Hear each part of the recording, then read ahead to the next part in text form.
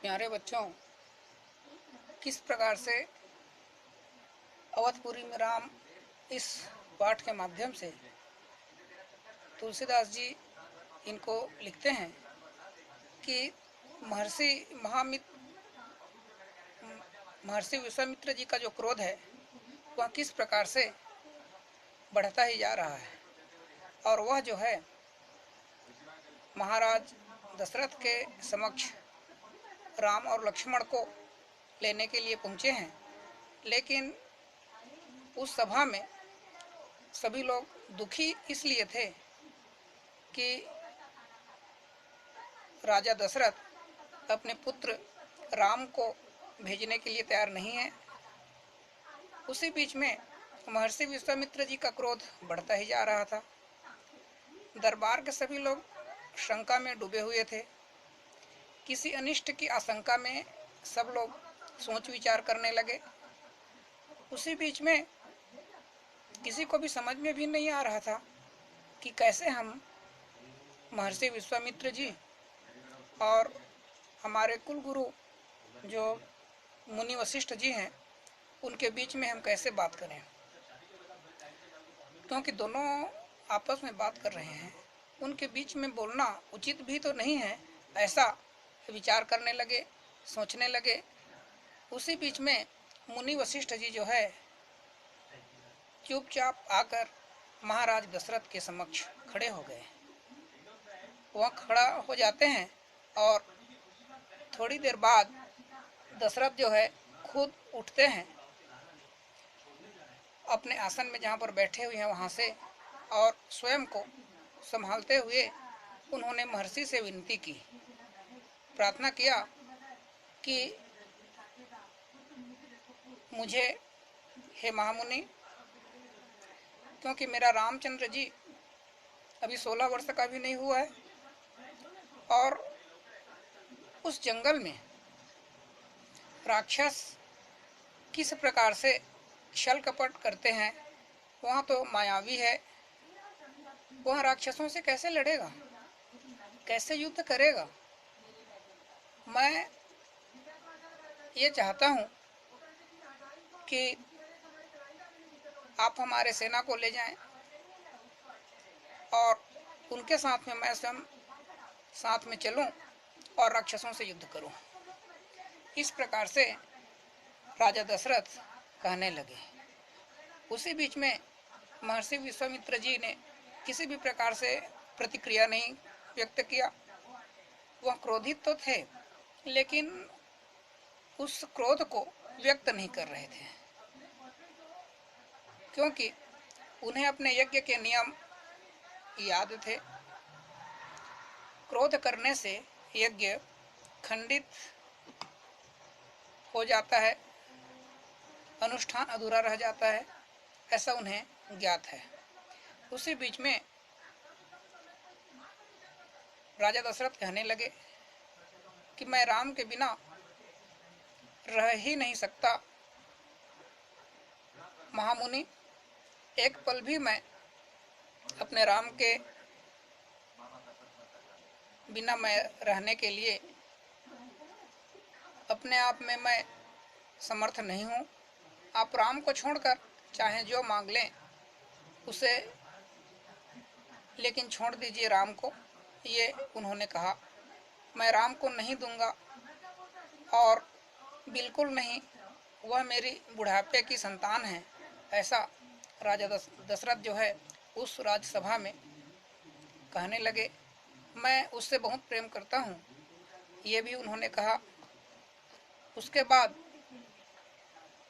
वहाँ पर सभी लोग ये सब दृश्य को देखते रहे कि किस प्रकार से राजा दशरथ अपने पुत्र के मोह में महर्षि विश्वामित्र जी के सामने वह बात कर रहे हैं। और ये सब सुनने के बाद महर्षि का क्रोध जो है भभक उठा। दरबार, मंत्रीगण और ऋषि मुनि सख्ते में आ गए। आप रघुकुल की रीति को तोड़ रहे हैं, राजन वचन देकर पीछे हट रहे हैं, ऐसा कहने लगे। यह बर्ताव कुल के विनाश का सूचक है। यदि आप ऐसा करेंगे तो आपके कुल का विनाश हो जाएगा। आप स्वयं जानते हैं कि मैं स्वयं दुष्ट राक्षसों का संहार कर सकता हूँ, लेकिन मैंने संन्यास ले लिया है। अगर आप राम को नहीं देंगे तो मैं यहाँ से खाली हाथ लौट जाऊंगा। इस प्रकार से मुनि वशिष्ठ जो है उस राजा दशरथ की राजसभा में कहने लगे। बात को बिगड़ती हुई देख करके मुनि वशिष्ठ जी आगे आते हैं और महाराज दशरथ को समझाते हैं। उसी बीच में राम की शक्ति के बारे में, प्रतिज्ञा तोड़ने के संबंध में और महर्षि विश्वामित्र के साथ रहने पर राजकुमार राम को होने वाले लाभ के बारे में जो महत्वपूर्ण ज्ञान है वह बतलाते हैं और कहने लगे कि राजन, आपको अपना वचन पूरा करना चाहिए, क्योंकि आप पहले भी कह चुके हैं कि आप जो मांगेंगे हम देने के लिए तैयार हैं। तो रघुकुल की रीति यही है, प्राण देकर भी आपके पूर्वजों ने अपना वचन निभाया है। आप राम की चिंता न करें, महर्षि के होते उनका कोई कुछ बिगाड़ नहीं सकता, उनका कोई अहित नहीं कर सकता, उनको किसी भी प्रकार से कोई कष्ट नहीं दे सकता। महाराज दशरथ की चिंता कुछ कम हुई इतना सुनने के बाद, पर मन तो अब भी खिन्न था, अभी भी दुखी था। पुत्र विछोह का दुख सभी तर्कों पर भारी पड़ रहा था, क्योंकि जो भी तर्क है उनके माध्यम से रामचंद्र जी का विछोह हो जाएगा, उनका अलग हो सकता है रहना, तो यह तो कष्ट दुखदाई है। और महाराज दशरथ की चिंता के अनेकों कारण थे। पुत्र विछोह का दुख सभी तर्कों पर भारी तो पड़ा ही था। तो ये सब सोचते हुए गुरु वशिष्ठ ने कहा, महाराज, महर्षि विश्वामित्र सिद्ध पुरुष हैं, उनको सिद्धि प्राप्त है, तपस्वी हैं और अनेक गुप्त विद्याओं के जानकार हैं। वह कुछ सोचकर ही यहाँ आए हैं। राम उनसे अनेक प्रकारों की विद्या ले सकते हैं, सीख सकते हैं और नई विद्याएं सीख करके वापस भी आएंगे। आप राम को महर्षि विश्वामित्र का साथ क्यों नहीं जाने देते? राम को उन्हें सौंप दीजिए। दशरथ ने मुनि वशिष्ठ की बात दुखी मन से स्वीकार कर लिया, लेकिन वह राम को अकेले नहीं भेजना चाहते थे।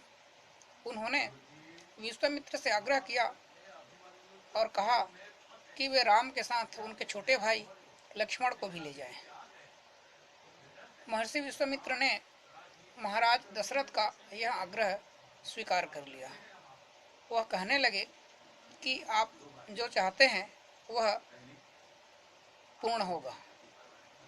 राम और लक्ष्मण को तत्काल दरबार में बुलाया गया और दशरथ ने उन्हें अपने निर्णय की सूचना दी।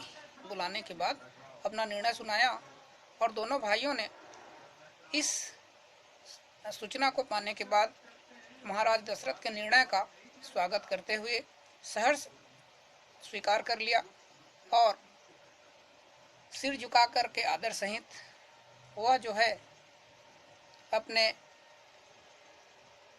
जो माता कौशल्या है उनके पास गए और बताया कि राम और लक्ष्मण वन को जा रहे हैं। दोनों भाई वन के जाने के लिए तैयार हैं और वह भी महर्षि विश्वामित्र जी के साथ में नितांत गंभीर माहौल में स्वस्ति वचन हुआ। उसी बीच में शंख ध्वनि भी हुई, नगाड़े बजे। महाराज दशरथ ने भावुक होकर दोनों पुत्रों का मस्तक चूमकर उन्हें महर्षि को सौंप दिया और दोनों राजकुमार बिना विलंब किए महर्षि के साथ चल पड़े। बिहड़ और भयानक जंगलों की ओर वह दोनों भाई महर्षि विश्वामित्र जी के साथ में आगे बढ़ने लगे। उसी बीच में हम देखते हैं कि महर्षि आगे आगे चल रहे हैं और राम उनके पीछे थे। लक्ष्मण राम से 2 कदम पीछे चल रहे थे। इस प्रकार से वह आपस में जंगल की ओर जाने के लिए निकल पड़े। अपने धनुष संभाले हुए हैं दोनों भाई, पीठ पर तुड़ीर बांधे हुए हैं, कमर में तलवारें लटकाए हुए हैं। ये उनका जो प्रसंग है आपको बताया गया। और इस प्रकार से प्यारे बच्चों, आपको यह जो पाठ है अवधपुरी में राम, इसे बताया गया कि किस प्रकार से परमात्मा श्री रामचंद्र जी जो मर्यादा पुरुषोत्तम कहलाने वाले हैं, वह गुरु के साथ जाकर के कैसे जंगल में, वन में रहे और भयानक जो राक्षस हैं उनका संहार किए।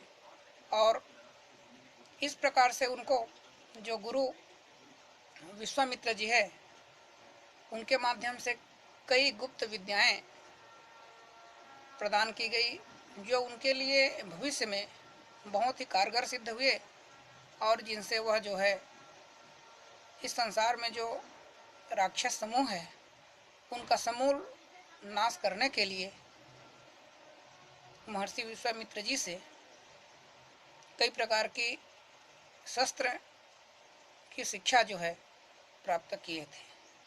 तो इस प्रकार से आप लोगों का यह जो अवधपुरी में राम, इसका भाग 2 अभी आपको बताया गया, ये पूर्ण होता है। इसके संबंधित आपको 2 प्रश्न गृह कार्य के लिए दिया जा रहा है और इस गृह कार्य में जो प्रश्न देंगे उसे आप लोगों को उत्तर लिखने के लिए देखना है, इसी का उत्तर आपको लिखना है। तो प्रश्न क्रमांक 1 है आप सभी के लिए कि गुरु वशिष्ठ ने महर्षि विश्वामित्र के संबंध में क्या कहा। प्रश्न क्रमांक 1, गुरु वशिष्ठ ने महर्षि विश्वामित्र के संबंध में क्या कहा। प्रश्न क्रमांक 2, राजा दशरथ ने विश्वामित्र से क्या आग्रह किया। प्रश्न क्रमांक 2, राजा दशरथ ने विश्वामित्र से क्या आग्रह किया। तो इस प्रकार से आप लोगों का यह जो पाठ है वह पूर्ण होता है। आगे हम आपको इसको और बताएंगे। तब तक के लिए आप सभी को बहुत बहुत धन्यवाद।